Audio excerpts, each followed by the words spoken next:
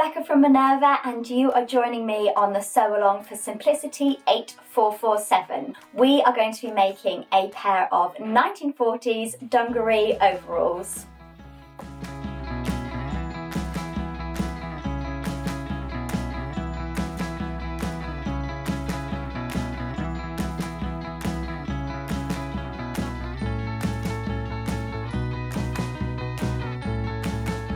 Simplicity 8447 was released in 2020 and it is a 1940s reproduction.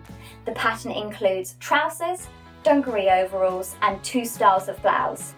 The 3 measurements that you're going to need to take are your bust, your waist and your hip measurements. This is to make sure you get an accurate and comfortable fit. So I've used the black denim from Minerva's core range to make my dungarees, and I have gone for a vintage style.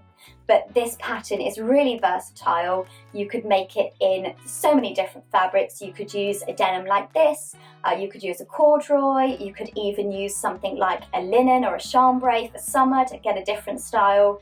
And of course, you don't have to make it in the vintage style with the, the vintage blouse. You could make this really modern if that's more your thing. Now, let's have a look at the notions and fabrics that we're going to be using. Now this is the fabric I'm using. It's the soft wash denim from the Minerva core range. This is the black and it's a slightly grey black rather than a full true black. It also comes in a medium, light indigo and dark blue. It's 290 GSM, medium to heavy weight, but it is really supple, so although it has no stretch, really comfortable for trousers. I've got my black Gutermann thread, a jean needle for my machine. I chose to use a classic denim jean button in black with a decorative top. They also come in bronze and silver. And I've got my black iron-on interfacing. So here's our pattern. You need to choose your size from the envelope and then cut out the relevant pieces, which are pattern pieces 1 to 3 and 6 to 16. You also need to interface pieces 3, 13 and 14. Here are mine all cut out ready. First step is for us to stay stitch the front and back trouser pieces. So this is 4 pieces and you're going to stay stitch always towards the centre seam. Now sew your darts in all 4 pattern pieces and press the darts towards the centre. Now we're going to sew the trouser pocket and the bodice pocket at the same time. So you've got your main pocket piece here and your trim. Press under and trim the lower unnotched edge of the band. Now pin the right side of the band to the wrong side of the pocket at the top, matching the notches. I'm using a bulky seam aid to sew over all the layers. Clip into the seam allowance of the main pocket piece just below your stitching.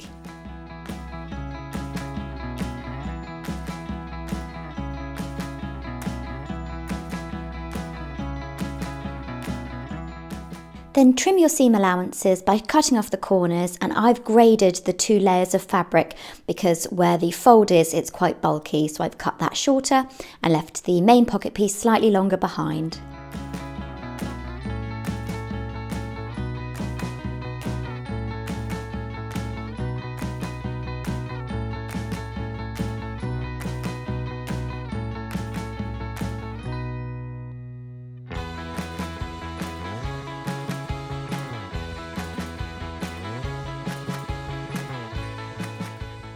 Now you can turn the band out so both the main pocket piece and the band have got the right side of the fabric facing up.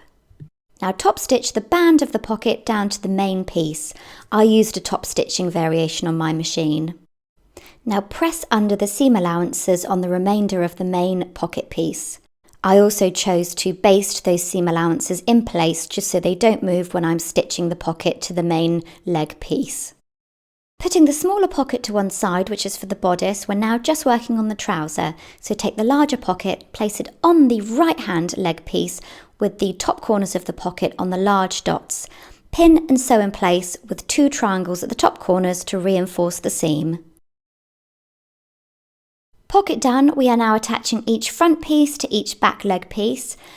Place the 2 pieces together, right sides together, match the notches, the top and the hem, pin in place and stitch. I've then overlocked the 2 edges and pressed them open. Do that for both sets of front and back, so you're now left with 2 larger leg pieces. So here you can see my pressed inner leg seam, and this is my front and back piece. I'm then going to right sides together, put it with the other front and back leg, and we're going to pin the center seam. Make sure you match your notches here, and also crucially match your inner leg seam. Because of the curve here, I use quite a lot of pins just so that when it's in the machine, I know I'm going to get a nice clean match.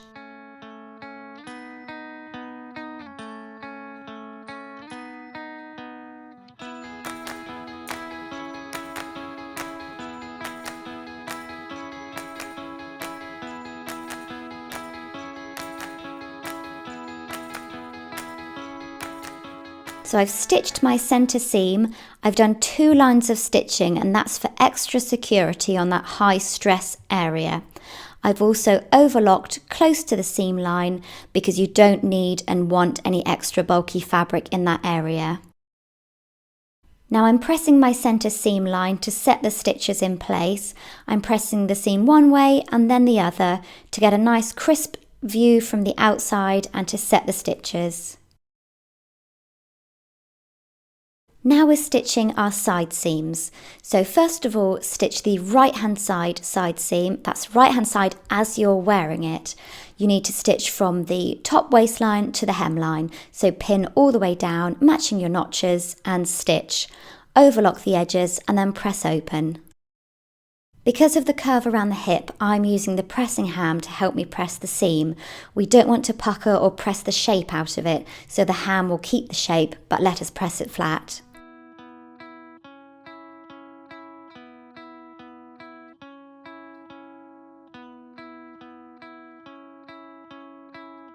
Right hand side done, we're now onto the left, which is the opening side, so we need to make allowances for the button placket that's going in.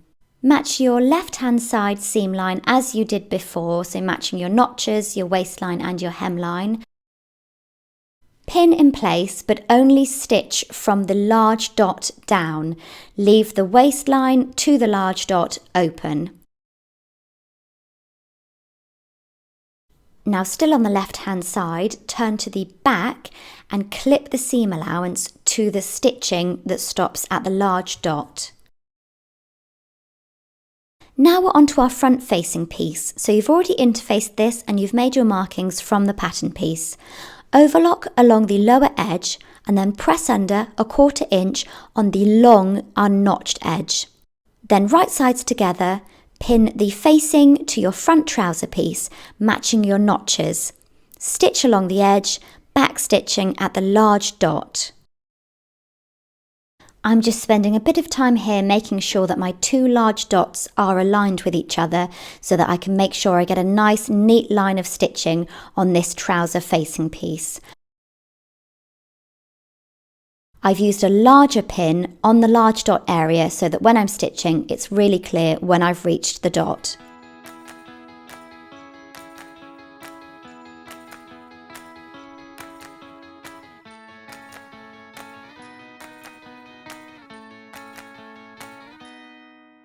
Now you're going to understitch your facing piece, so put it into your machine with the right side facing up and make sure you stitch through the facing and the seam allowances. Turn your facing to the inside of the trousers. It's easier to have them wrong side out at the moment to work on them. Press the facing in place and then baste along the waistline so that the facing piece stays in place when you're attaching it to the bodice. Now for a bit of neat hand stitching, so you're going to slip stitch the long edge of your facing piece to the inside of the trousers. Try to just catch one thread on the outside of the trouser. End your stitching 2 centimeters above the bottom of the facing piece. Now onto the bodice. Now to stay stitch our bodice piece and our back piece, you sew from the outer edge into the center and back stitch. Now sew the darts on your bodice and press the darts towards the centre. Attach your front bodice and your back piece together at the right side seam. Stitch, overlock the edges and press it open. Now to attach the pocket to the bodice in the same manner as the trousers. So match the top corners of the pocket to the dots on the bodice. Pin it in place, stitch around the edge, and then stitch a triangle in the top corners to reinforce the seam.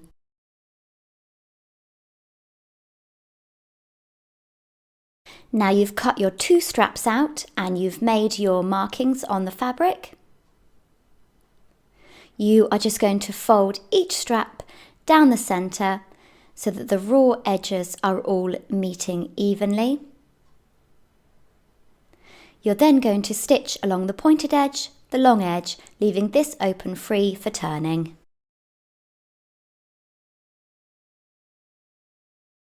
Now I've stitched my strap, I just need to clip the corners and trim the seam allowance down. For the long edge, I'm going to hold the scissors at a slight angle so that it very slightly grades the seam allowance, so the top will be very slightly shorter than the bottom layer of fabric. Now to turn our straps the right way out, so I use the blunt end of a knitting needle to push the fabric through the tube and out the other side. I also use the end of the knitting needle to push out the fabric into the corners. For the very point, I use a pin from the right hand side just to pull the last little bit of fabric out. Please do be careful at this stage that you don't accidentally make a hole in your fabric, whatever you're using to turn it the right way out. We want some nice sharp points, but we don't want any holes in the fabric here.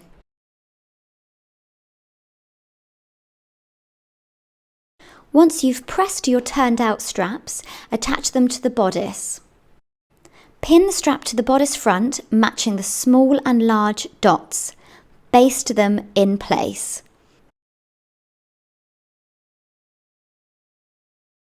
A tip here is to pin the strap to the bodice away from the edges so that for the foreseeable sewing it doesn't accidentally get caught. Onto the bodice facing. Stitch the front facing to the back facing at the right hand seam. Edge finish the lower edge of the facing. For mine, I overlocked the edge and then I pressed it up and stitched it in place. On the outside of the bodice, so the right side of the fabric, pin the facing to the bodice at the upper edge, matching all of your notches and centres. Stitch all along the top edge, trim the seams, clip the corners, and also clip into the curves here so that you get a nice flat finish.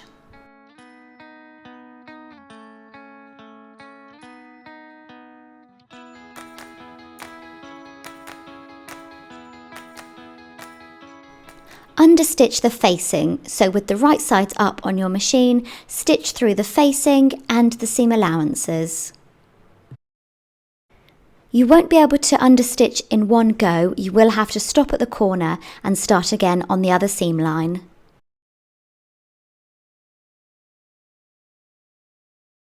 Baste the 2 raw edges of the facing to the bodice. This just keeps them in place while sewing to the trousers. Now top stitch 1 inch from the top of the bodice. Now you see where I'm pointing to there? That is where the buttons are going to go, so you don't top stitch down that side, just the top long edge. With right sides together, now pin your waistband to the lower edge of the bodice. Match your centres and notches and placing the small dot at the side seam. Now just to note that the left end extends your seam allowance, so 5/8 of an inch, over the finished edge. Baste the waistband in place. Now working on the waistband facing, so press under 1/2 inch on the lower edge of the facing, trim to 1/4 inch. Working on the wrong side of the bodice, pin the right side of the waistband facing to the wrong side of the bodice. Match your centres and notches and again placing the small dot at the side seam. As always, for a neat finish, we're now going to clip the corners, trim the seams and put some notches in for curves.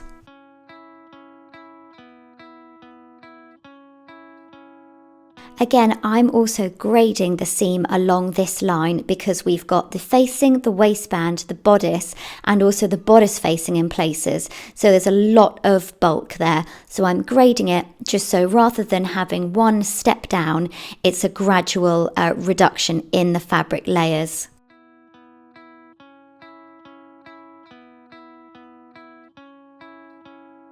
keeping up our professional finish, we are going to be pressing again. So pull the facing and the waistband away from the bodice and press them nice and flat.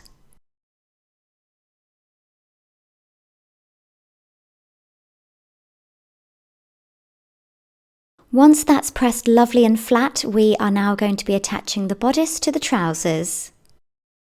With right sides together, pin the raw edge of your waistband to the top of the trousers, making sure that you match your notches, your side seams and your edges. And now to stitch in place. Once stitched, trim your seams, clip your curves again around your waistband for a nice fit and press the seam towards the waistband. It's a good idea to use the pressing ham again at this point because of the curve of the waist. We are now stitching down the waistband. This is going to be top stitched on the waistband itself, sewn from the right side. So we need to check that everything's in place on the wrong side and pin it from the outside so that as we sew on the machine, we can take the pins out and we know that the waistband fold is going to be caught in place. So as you can see, I'm pinning from the right side, but I'm just going back and checking that I've definitely caught in the bottom of the waistband fold so that as I sew along the line of pins, I know everything's caught in place.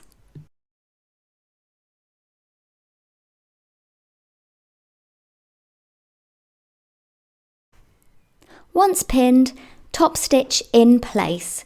I top stitched around the top, bottom and the two sides of the waistband. Now would be an excellent time to try them on. Make sure the dungarees fit and that they're comfortable. You don't need to make any adjustments, and don't forget to try sitting down to make sure that that's comfortable too. This is our underlap. So you want to edge finish the lower edge of the underlap. I've used an overlocker. Press under 5/8 of an inch on the long unnotched edge and trim this to 1/4 inch. With right sides together, pin the underlap to the back, matching the notches, small and large dots and having the raw edges even. I'm pinning the underlap in place, and again I'm using a large pin where the large dot is so that when I'm on the machine it's very easy to see that that's where I need to backstitch. Now this line of stitching will be in line with the seam line of the leg. Then you want to press out the underlap, pressing the seam towards the underlap.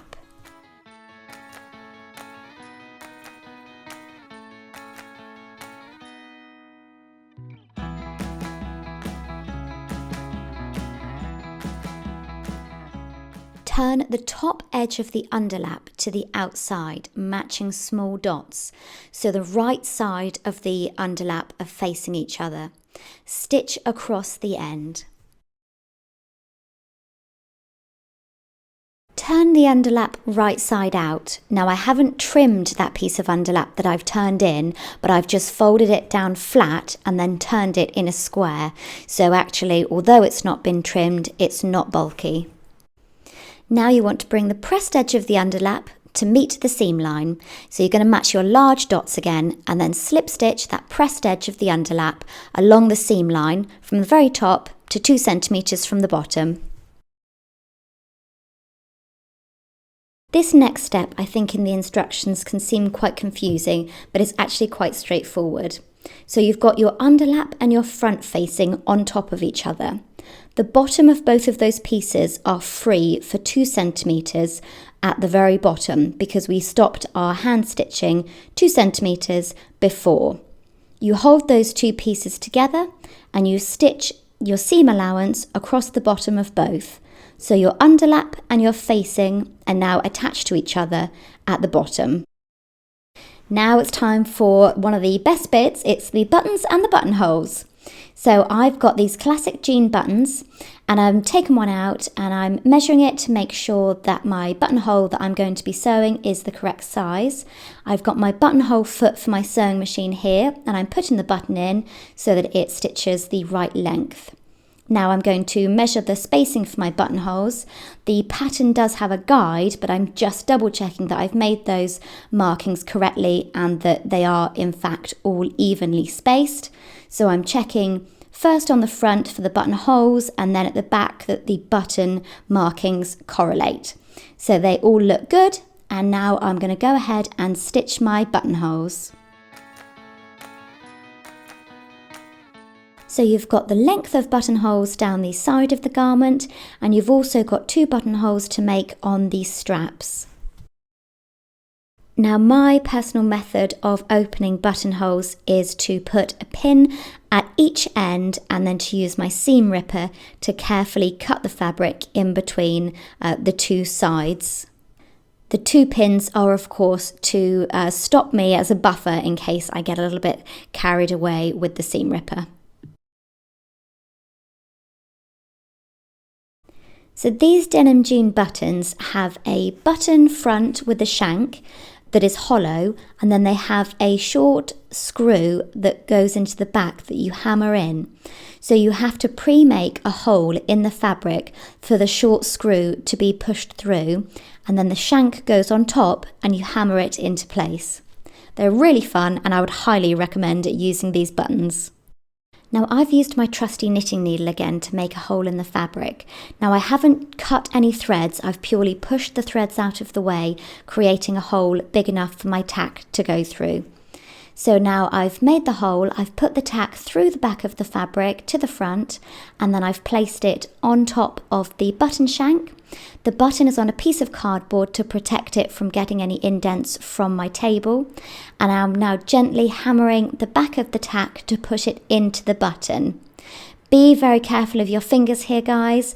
Obviously we don't want any injuries. I would suggest just starting off with quite gentle, low hits with the hammer, only because if you go from too high, I'm just worried that you might hit it on an angle and then you're going to bend your lovely button front and you're going to get a wonky button.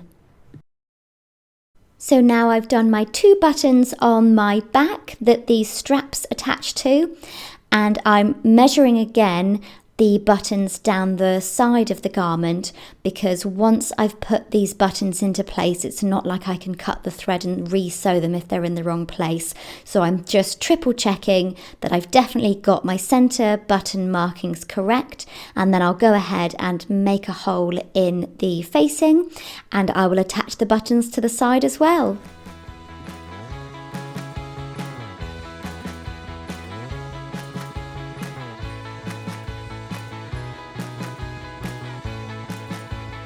So we are now so close to finishing our dungarees. We've got one more step. So I'm now overlocking the bottom edge of my dungarees to hem them. You can of course just turn the edge up and stitch it in place if you'd like, but I've decided to overlock the bottom. I'm then folding up the cuff along the fold line, which was marked on your pattern piece. So that should already be marked on your fabric.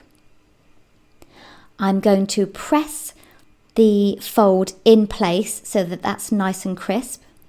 The instructions now advise you to slip stitch the finished edge in place around the inside of the leg. However, because it won't be seen, I've actually used a machine long running stitch to keep it there.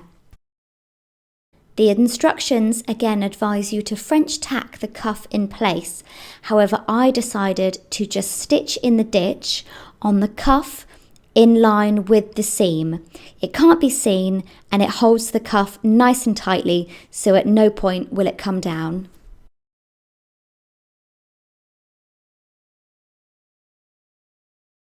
Congratulations, you have now finished your 1940s vintage dungarees.